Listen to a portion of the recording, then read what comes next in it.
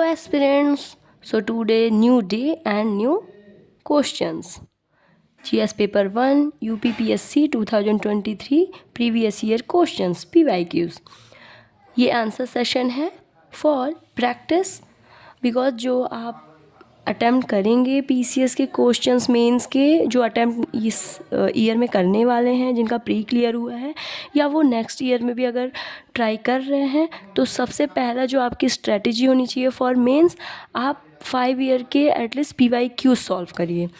उससे एक आइडिया हो जाता है कि कैसे क्वेश्चंस जो है हमारे एग्जामिनर्स बनाते हैं मेंस के और प्रैक्टिस भी हो जाती है। फिर जब आप कहीं टेस्ट सीरीज वगैरह ज्वाइन करते हैं तो एक माइंड मैप चलता रहता है कि आपको UPPCS को कैसे टारगेट करना है। तो ये फॉर UPPCS है, कोई भी PSC इसे फॉलो कर सकते हैं। फिर अदर स्टेट जैसे MPPSC के भी हम क्वेश्चंस जो है वो सॉल्व कर लेंगे, तो अभी UPPCS के कर रहे हैं। तो आज जो क्वेश्चन है, भारत में एल नीनो और दक्षिण पूर्वी मानसून के बीच संबंध की व्याख्या कीजिए और उसके कृषि पर प्रभाव बताइए।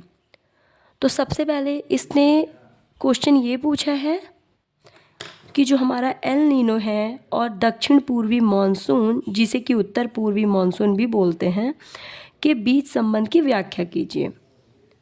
तो सबसे पहले आपको पता होना चाहिए कि एल नीनो क्या है, आपको पता होना चाहिए दक्षिण पूर्वी मानसून या उत्तर पूर्वी मानसून क्या है, तब तो आप उसके बीच में संबंध रिलेट कर पाएंगे कि कैसे वो एक दूसरे से कनेक्ट होता है।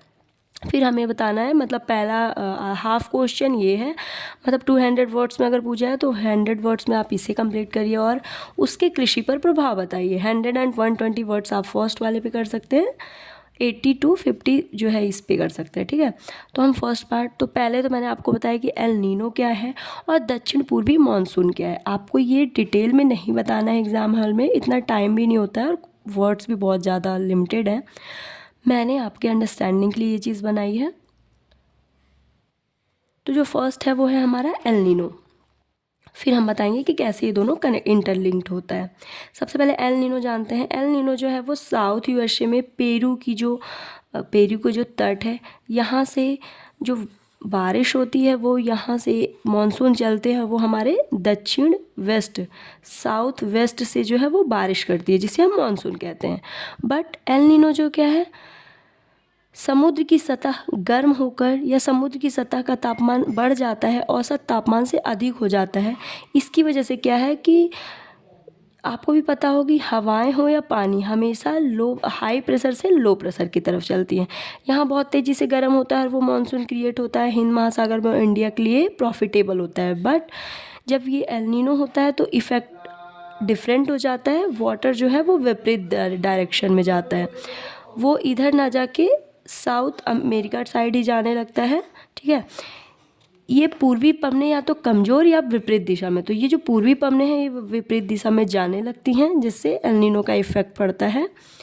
कमज़ोर मानसून भारत तथा, अब क्योंकि जो मानसून बनकर इंडिया को प्रॉफिट दे रहा था, अगर वो विपरीत दिशा में जाएगा तो मानसून कमज़ोर पड़ेगा ना, तो कमज़ोर मानसून भारत तथा दक्षिण पूर्व एशिया में सूखे की स्थिति ला देता है। एल नीनो का ये इफेक्ट है, एल नीनो इसे कहते हैं।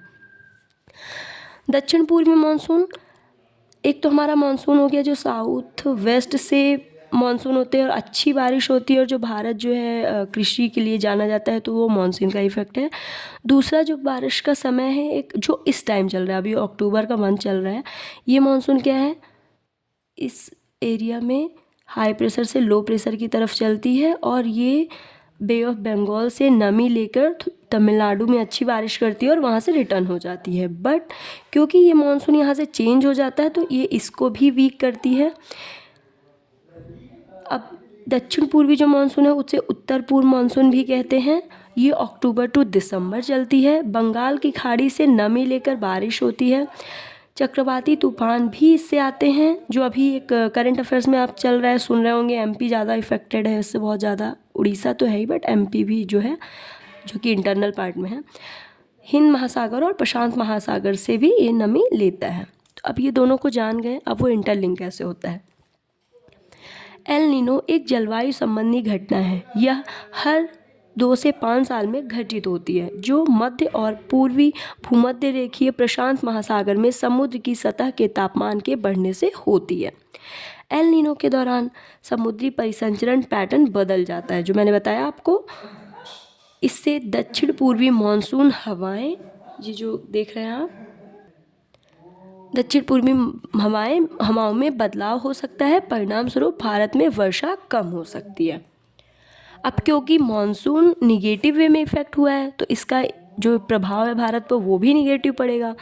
तो देखेंगे नकारात्मक पड़ेगा मतलब। तो भारतीय कृषि पर एल नीनो का प्रभाव, फसलों का नुकसान तथा पैदावार में कमी हो जाती है। अब आपको भी पता है पैदावार ज़्यादातर वो पानी पर डिपेंड करता है। पानी ही इतना इनफ नहीं होगा, सफिशिएंट नहीं होगा, तो पैदावार में कमी होगी, फसलों का नुकसान होगा, कीटों एवं बीमारियों का खतरा बढ़ जाता है। ठीक है। पशुपालन प्रभाव, पैदावार ही नहीं हो रही है, चारा नहीं हो रहा, तो पशुपालन भी इफेक्टिव होगी। चारे की कमी, पानी की कमी के कारण दूध और मांस का कम उत्पादन, सूखा और बाढ़, कभी सूखा हो सकता है, कभी बाढ़ आ जाता है ना। प्रभाव के कम करने के कुछ उपाय हो सकते हैं, जैसे सूखा प्रतिरोधी फसल किस्मों का विकास करना, ऐसी फसलों का उत्पादन या खोज जो कि कम वर्षा में भी उत्पादित अच्छी मतलब प्रोडक्शन अच्छा हो जाए और हमारी ज़रूरतों को पूरा कर सके। जल बचत सिंचाई पद्धतियों को अपनाना, किसानों को फसल बीमा देना, ताकि उन पे भी नकारात्मक प्रभाव ना पड़े, क्योंकि उनका कहीं ना कहीं एक मेन सोर्स यही होता है फसल। अगर फसल ही खराब हो जाएगी तो उनके पास इनकम सोर्स बंद हो जाएगा। ये क्वेश्चन कुछ इस प्रकार था। अब हम नेक्स्ट क्वेश्चन की बात करते हैं। हमारा जो नेक्स्ट क्वेश्चन है वो जीएस पेपर 1 का है, PYQ प्रीवियस ईयर क्वेश्चन 2023। अभी हमारा यही कंटिन्यू चल रहा है, क्योंकि हम 2 क्वेश्चंस डेली डिस्कशन करते हैं और ये आपको डेली क्लासेस मिलेंगी। शीतोष्ण चक्रवात पर एक संक्षिप्त टिप्पणी लिखिए, यह भारत को कैसे प्रभावित करता है। आपने उष्णकटिबंधीय चक्रवातों के बारे में सुना होगा, ट्रॉपिकल साइक्लोन। क्वेश्चन क्या पूछ रहा है, शीतोष्ण चक्रवात, टेम्परेट साइक्लोन। सबसे पहले एक एरिया बताती हूँ। ये हमारा अर्थ है, 0 डिग्री भूमध्य रेखा, विषुवत रेखा है ना, कर्क रेखा, मकर रेखा। तो 0 डिग्री से 35 डिग्री के बीच में जो एरिया है वो है उष्ण चक्रवातीय एरिया, गर्म हवाओं का एरिया, ट्रॉपिकल साइक्लोन।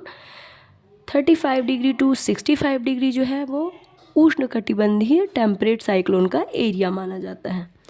ये कैसे चलता है, देखिए 35 डिग्री टू 65, 35 डिग्री टू 65 90 है ना। ये आपने देख लिया, दोनों डायरेक्शन से चीज़ें मैं बताना चाह रही हूँ। तो इस एरिया का हम इफेक्ट बता रहे हैं। एक ये एरिया हो गया और आपका एक ये एरिया हो गया। 90 डिग्री के ध्रुवीय एरिया से जो है वो ठंडी हवाएं आ रही हैं और उष्ण एरिया से जो है वो 0 डिग्री से 35 डिग्री से गर्म हवाएं आ रही हैं। अब ये दोनों का नेचर अलग अलग है, ये इसलिए यहाँ पे मिल नहीं पाती और यहाँ पे एक संक्रमण क्षेत्र बनता है जिसे वाताग्र क्षेत्र बोलते हैं। ये आपने फिगर के थ्रू समझ लिया। अब हम इसे डिटेल में जानते हैं। इससे क्या होता है, आपको समझाना, एग्जामिनर समझ पाता है कि आप अच्छे से ज्योग्राफी की चीज़ें को समझ पाते हैं, कैसी चीज़ें वर्क करती हैं।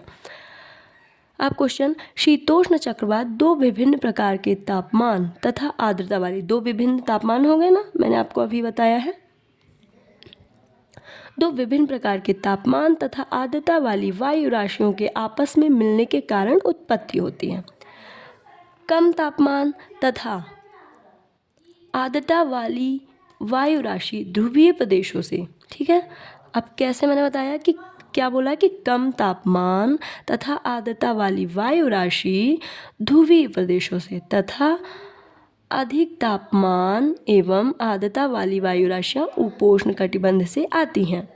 ठीक है, ये कम तापमान और ये ध्रुवीय प्रदेशों से, ये उष्ण एरिया से, उष्ण प्रदेश से ध्रुवीय। ठीक है, लगभग 65 डिग्री पर मिलती है, परंतु एक दूसरे में विलीन नहीं होती है, एक दूसरे से जो है वो मिलती नहीं है और एक सीमा बन जाती है, तो इसे ध्रुवीय वाताग्र कहते हैं। ये हमने डिटेलिंग दिया। क्वेश्चन आपने समझ लिया होगा कि शीतोष्ण कटिबंध पर, मतलब शीतोष्ण कटिबंध पर आप कमेंट करिए और वो कैसे इफेक्ट करती है। तो हमने ये शीतोष्ण कटिबंध बता दिया।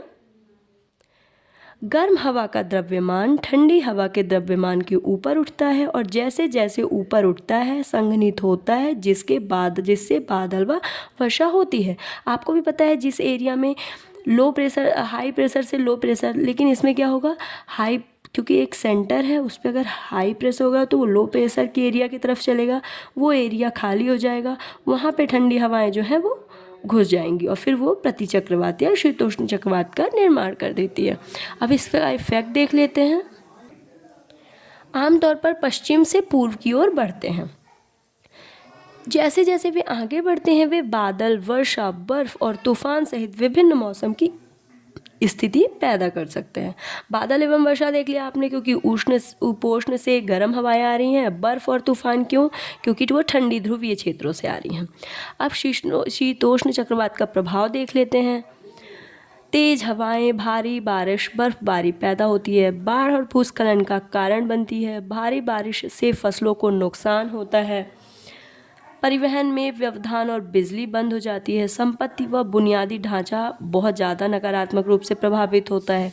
मौसम में परिवर्तन हो जाता है।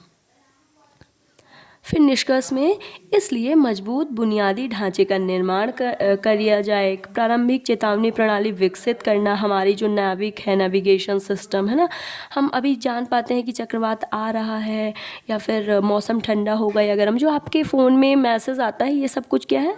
एक चेतावनी है, मौसम चेतावनी जो हमारा नेविगेशन सिस्टम है। जागरूकता फैलाना और सूखा प्रतिरोधी फसल विकसित करना चक्रवातों के प्रभाव को कम कर सकता है, क्योंकि ये नेचुरल चीज़ें हैं, आप इनमें इफ़ेक्ट नहीं कर सकते, इनको कम रोक नहीं सकते, लेकिन आप इनके इफ़ेक्ट को मिनिमाइज़ कर सकते हैं। हमेशा बात होती है कि जो इन्वायरमेंट का प्रभाव होता है हम उसे रोक नहीं सकते, कंट्रोल नहीं कर सकते, बट उसके प्रभाव के होने वाली जो प्रभाव है उसे कम कर सकते हैं। तो ये हमारा क्वेश्चन दूसरा भी हो गया। For today, thank you so much.